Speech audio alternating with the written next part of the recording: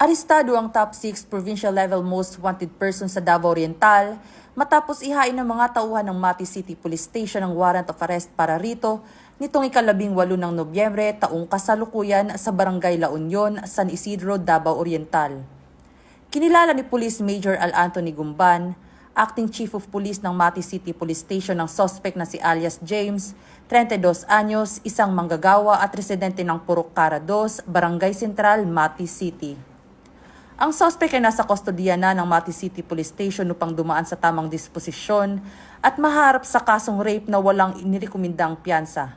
Samantala, ang mga operasyon ng Police Regional Office 11 ay patuloy na isinasagawa upang matiyak na ang lahat ng lumalabag sa batas ay mapanagot at magdusa ng kaukulang parusa. Ang mga hakbang na ito ay hindi lamang nakatuon sa pagpapairal ng batas, kundi pati na rin sa pagpapalakas ng tiwala ng publiko sa mga otoridad at sa pagpapabuti ng seguridad sa buong rehiyon. Mula rito sa Police Regional Office 11, ako ang inyong PNN correspondent, Patrolwoman Shaira Rose Aquino.